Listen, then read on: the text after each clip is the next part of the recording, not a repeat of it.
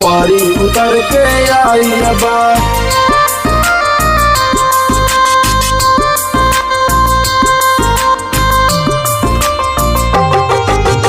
पारी उतर के आइल बा।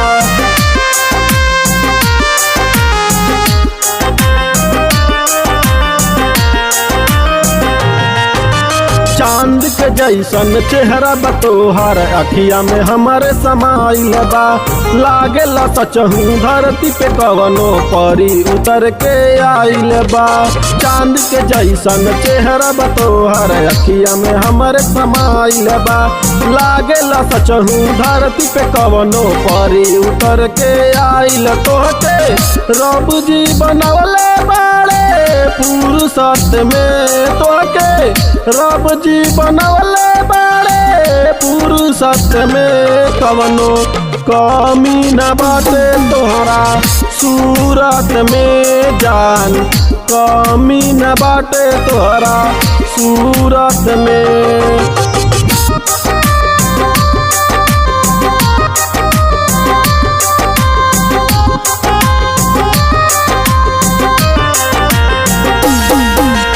पारी उतर के आइल बा। पारी उतर के आइल बा। हम त शुक्रिया करत बानी अजय वाला भगवान के।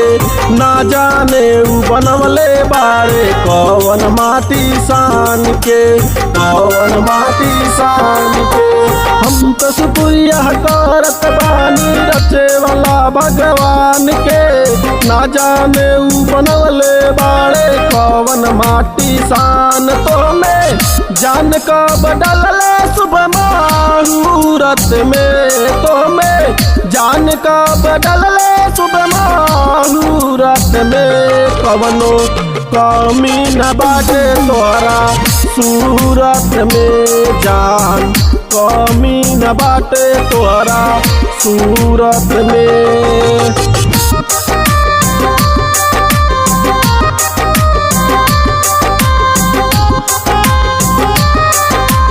पारी उतर के आइल बा। पारी उतर के आइल बा।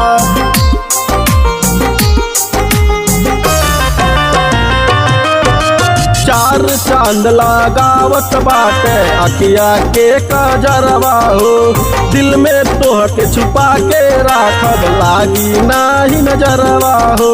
लागी नाही नजरवा हो।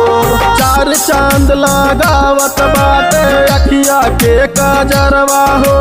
दिल में तोहके छिपा के राखब लागी नाही नजरवा। कितना टाइम लगौले तोहके पूरत में। कितना टाइम लगौले तोहके पूरत में। कवनो कमी न बाटे तोहरा सूरत में जान।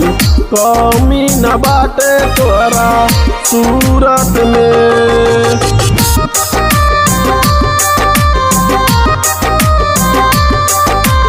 पारी उतर के आइल बा। पारी उतर के आइल बा।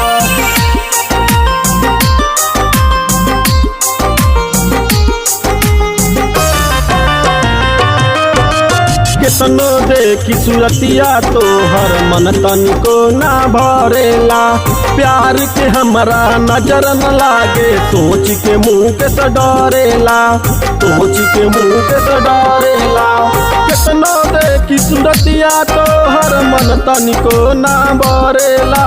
प्यार के हमरा नजर न लागे सोच के मुँह के से डरे। विवेक रबिया सुरेश जी के जूरत में। विवेक रबिया सुरेश जी के जूरत में। कवनो कमी न बाटे तोहरा सूरत में। कवनो कमी न बाटे तोहरा सूरत में। Digital recording studio Pipraich Gorakhpur.